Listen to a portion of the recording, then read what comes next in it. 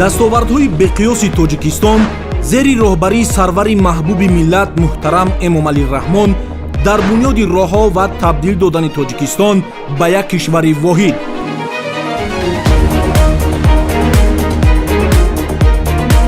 душворӣ, заҳматҳои сангин, монеаҳои иқтисодиву буҳронӣ ва даҳҳо мушкилоти дигар дар роҳи Шамсиддин Шоҳин то маркази ноҳияи Дарвоз. табдил додани девдараи ваҳмнок ба гулдараи нозанин. шаҳди самараи сиёсати оқилонаи пешвои муаззами миллат муҳтарам эмомалираҳмон ва иттиҳоду ҳамдилии мардуми тоҷик. қитъаи Шамсиддин Шоҳин Дарвоз, роҳе ки иқтисоди кишварро шукуфон ва ҷалби сайёҳонро ба кишвар афзун мегардонад. ҷодае ки сокинон ба он шоҳроҳи бахту иқболи миллат ва иттиҳоду ҳамбастагии мардуми сарбаланди Тоҷикистон унвон кардаанд. нашри навбатии мустанади ҳақиқати раднопазир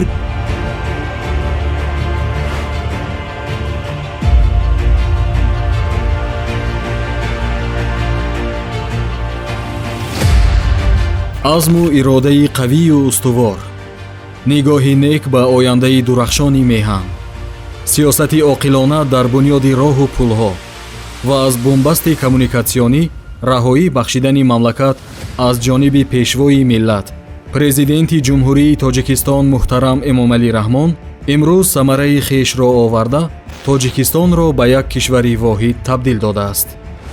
сарвари давлат муҳтарам Эмомалираҳмон дар оғози соҳибистиқлолӣ на танҳо аҳамияти бузурги роҳҳо дар иттиҳоду ваҳдату ҳамдилии мардуми кишварро зарур донистанд, балки барои бунёду таҷдиди он тамоми тадбирҳои заруриро андешиданд. дар марҳилаҳое ки мамлакат аз ҷиҳати иқтисодӣ хеле заиф буд, ба бунёду таҷдиди роҳҳо иқдом намуданд. дар он замон бунёди чандин ҷодаву пулу нақбҳои сатҳи байналмилалӣ афсонае беш набуд. ҳоло ин орзуҳо ҷомаи амал пӯшида ба ҳақиқати раднопазире табдил ёфтааст. корҳои сохтмонӣ дар роҳи автомобилгарди Шамсиддини Шоҳин то маркази ноҳияи Дарвоз аз оғози солҳои соҳибистиқлолӣ шурӯъ гардида бо сохтмони як адад нақб пурра амалӣ гашт. воқеан ҳам имрӯз ки аз ин роҳи тахту ҳамвор гузар мекунед, релефи кӯҳистонии он бо харсангҳои устувору таҳшатноки канораҳои ин масир шуморо ба он андеша мебарад ки чӣ гуна муҳандисону роҳсозон ба ин ҳама номумкиниҳо зафар ёфтаву чунин як роҳи зебову ҳамворро падид овардаанд. роҳе ки аз муқоисаи наворҳои қаблияш бо имрӯз ҳайрати касро меорад.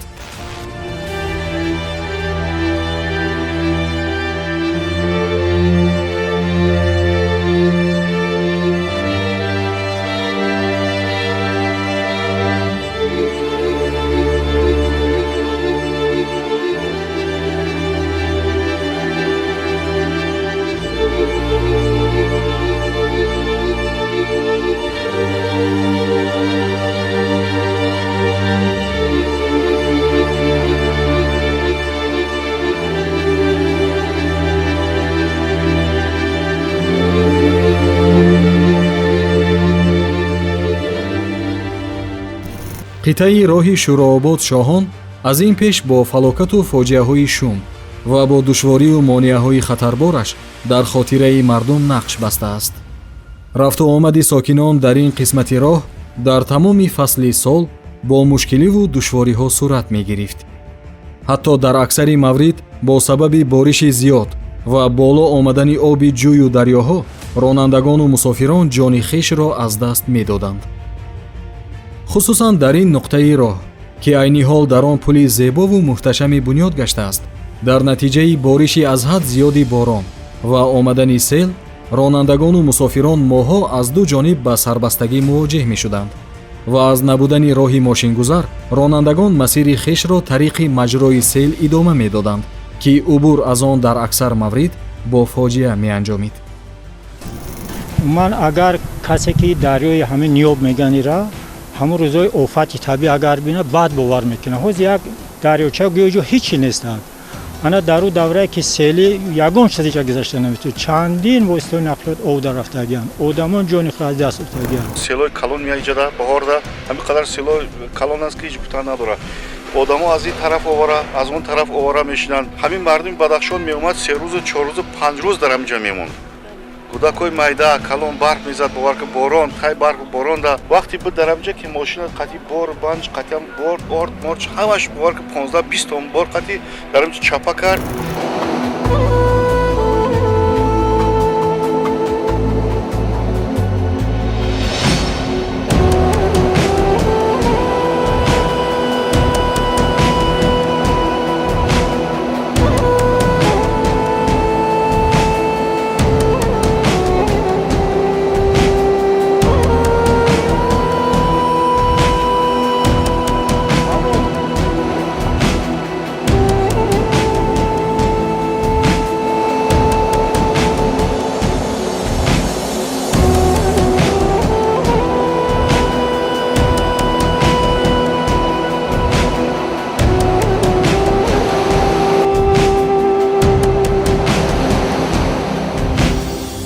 ин ҳама душвориҳову хатарбориҳо акнун моли таърих гаштааст.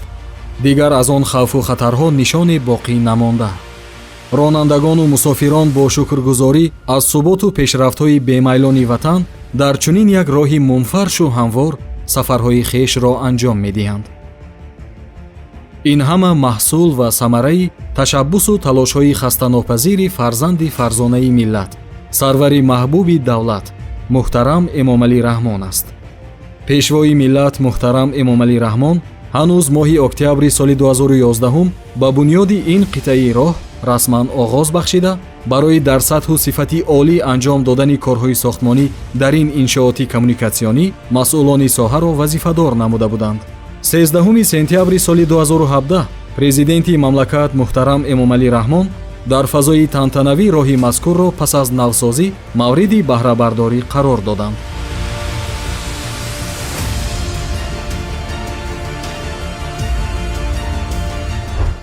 дар асоси лоиҳаи сохтмони роҳ дар қитъаи Шурообод Шоҳон ки дарозии он 32 километрро ташкил медиҳад, 10 пули мошингузар бо 1121 метр бунёд гардидааст ки бузургтарини онҳо пули Шуробак бо дарозии 306 метр, худхам 297 метр ва оби Ниёб 265 метр мебошад. ронандагону мусофирон ва сокинони ноҳияи Шамсиддини Шоҳин ин ҷодаро на танҳо шоҳроҳи муқаррарӣ, балки масири иттиҳоду ҳамбастагӣ, таҳкими хешутаборӣ ва шоҳроҳи бахту иқболи миллат унвон карданд. солҳои қаблӣ дар бораи роҳи Кӯлобу Шурободу ва рафтан ба Дарвоз ҳатто гап ҳам набуд. мардуми ноҳияи Шамсиддини Шоҳин он замонҳо барои кӯна мегуфтан ба тарафи Чагам ба Кӯлоб мерафтан 32 километр ҳаме буд.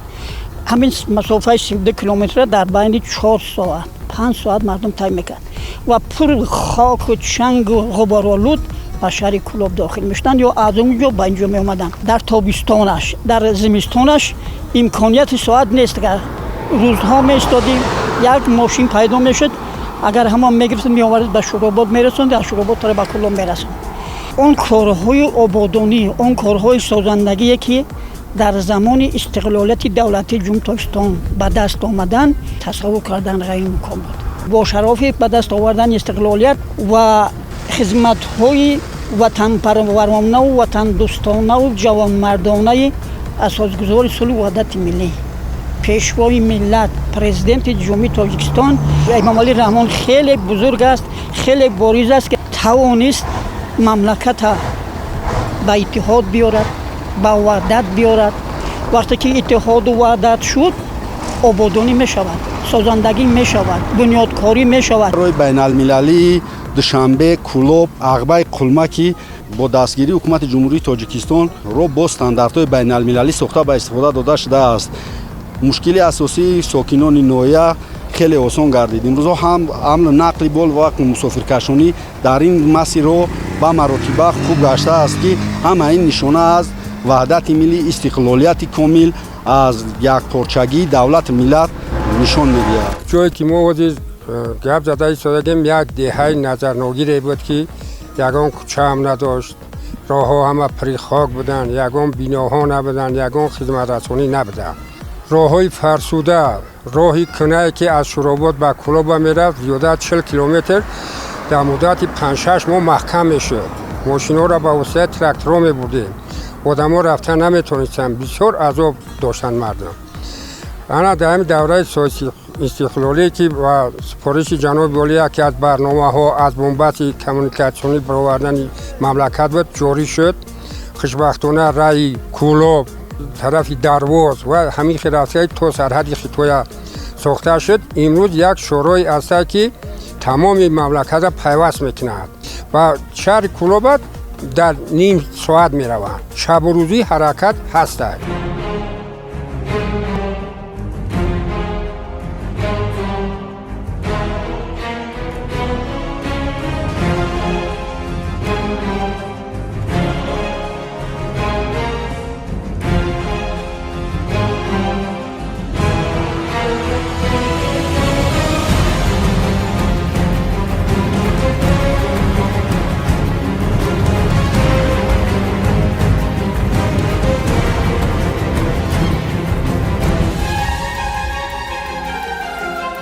қитъаи Шоҳонзиғар яке аз қисматҳои пурмониаву душворгузари роҳи Шамсиддини Шоҳин Дарвоз дар гузашта маҳсуб мешуд. роҳе ки бузургтарин давлати вақт ба бунёди он ташаббус накарду то истиқлолияти Тоҷикистони азиз ҳамвора убур аз он боиси фоҷиаву тарсу ҳароси мардум мегашт.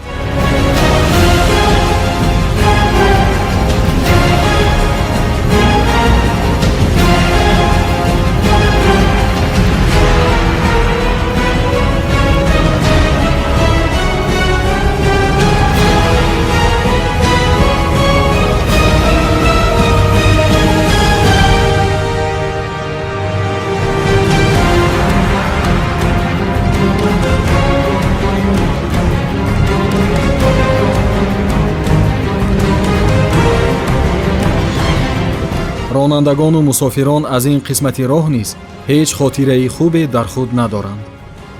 чаро ки роҳе буд пур аз хатару гаронбориҳо. ҳатто дар фасли зимистон давоми 5 то 6 моҳ ин қисмати роҳ баста шуда равуо ба маркази вилоят ва ё баръакс аз навоҳии вилояти мухтори кӯҳистони Бадахшон ба дигар қисматҳои ҷумҳурӣ пурра қатъ мегардид. ҳанӯз соли 1997 асосгузори сулҳу ваҳдати миллӣ, пешвои миллат, президенти ҷумҳурии Тоҷикистон муҳтарам Эмомалӣ Раҳмон зимни сафари хеш ба вилояти мухтори кӯҳистони Бадахшон аз ин қитъаи роҳ дидан карда, тариқи нақлиёти боркаш ин роҳи мушкилгузарро убур намуда барои бунёди он тасмими ҷиддӣ гирифтанд.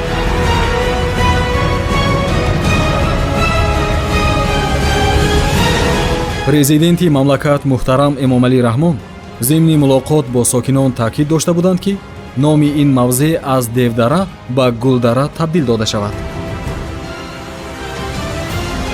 девдарае ки мои шумо номаш мегирифтем ва ман бо чашмам дида будам, баъди 1.5 сол номи худро гум мекунад ва онша номашро Гулдара мегӯем, Девдара не. бай кӯло ва бай намак меомадем ва чӯ бастагӣ биди химча чанд кас мурд рафт. амин агзар ҳазор раҳмат.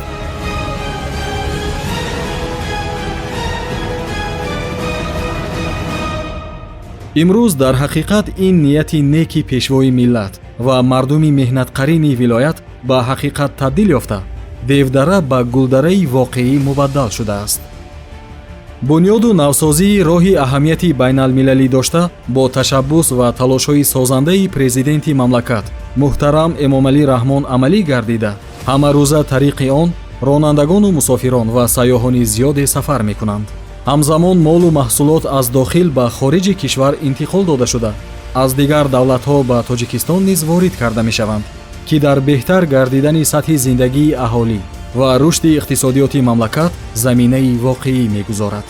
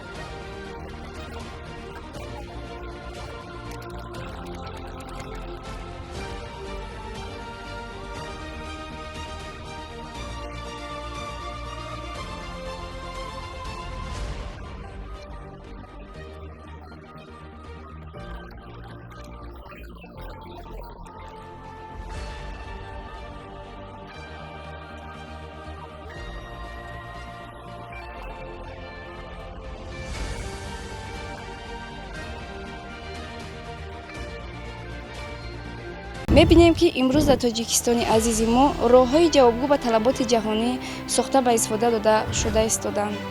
сохта ба истифода додани роҳи автомобилгарди Шоҳонзиғар дар солҳои вазнин 90 мардумро ба он дилгарм намуд, ки онҳоро рӯзҳои хушу осуда дар пеш аст. мардуми Бадахшон, бахусус мардуми Дарвоз медонад, ки аз набудани роҳ чӣ гуна мушкилотҳои зиёд доштанд. 7 моҳ роҳ тавассути Ағбаи Хобу Рубод маҳкам буд. имрӯз мо дар дилхоҳ вақт метавонем ба сафар бароем ва дар муддати 5 соат худро ба қалби Тоҷикистони азиз шаҳри Душанбе расонем. мо шукрона аз он мекунем, ки зери сарварии пешвои муаззами миллат муҳтарам Эмомалӣ Раҳмон зиндагию кору фаъолият дошта ва барои пешрафти Тоҷикистони азиз кӯшиш ба харҷ медиҳем. ҳозир Дарвоз мисол то Кӯлоба 2-2.5 соат рафта мерасӣ. ҳеҷ кас аз боварӣ надошт, ки амин девдарае ки пешта мисол девдара мегуфтанд ман худам як бор ду бор амин ҳамн даврои безебӣ ҳамнра гузаштагӣ будам. боварӣ набуд, ки масофаи ҳамин 80-90 метр ина ки ҳаст мекунӣ чӣ хел месозанд. вақте ки рак шуда шуд рафтам ба чашмои худам дидам, боварим наомад, ки ҳамин девдараи пешта ҳақиқатан ҳамин девдара ҳақиқатан ҳозир дилдора шуд. аз калонтарон шунида будем, ки дар роҳҳои вайрон садамаҳои гуногун, садамаҳои марговар хеле зиёд буданд. бо ташаббуси ҷаноби олӣ, бо дастгириҳои пешвои муаззами миллат ва бо ба даст омадани истиқлолияти давлатӣ имрӯз роҳҳои мо обод гашта истоданд ва роҳи мо ба шаҳрҳои обод кушода шуда истодааст. мо аз саҳар то бего ба шаҳри Душанбе сафар мекардем. сабаби бад будани роҳ як тарсу воима дар дили мо ҷавонон ва сокинони ноҳия буд. айни замон бошад аз ободонии роҳ мо аз саҳар то бегоҳ не, балки тӯли 4 соат ё ин ки 5 соат ба шаҳри Душанбе бе ягон монеа рафта мерасем. шукронаи чунин пешвои муаззами миллат мекунем, ки чунин ноҳияи моро ба гулистон оварда расонидан ва ин ободиҳо бештару бештар хоҳанд шуд. сохтани чунин роҳ барои мо сокинони Дарвоз ин афсона буд, вале акнун ин афсона ба ҳақиқат табдил ёфт.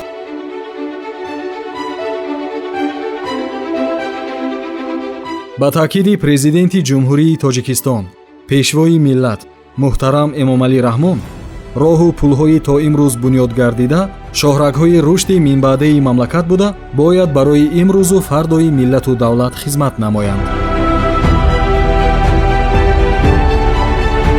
роҳҳо барҳақ оинаи кишвар ва пайвандгари марзҳову қалбҳост. ба ҳар кишвар аз ҷилои ин оина баҳо медиҳанд ва ҳам марзҳову дилҳоро пайванд месозанд. манфиатҳои иқтисодиву иҷтимоии он хеле бузург аст. мардуми шарифи Тоҷикистон бояд имрӯз, дирӯз ва гузаштаи начандон дурро пеши рӯ оварда якбор муқоиса намоянд, ки тафовути ин ҳама роҳсозиҳо аз куҷо то куҷост.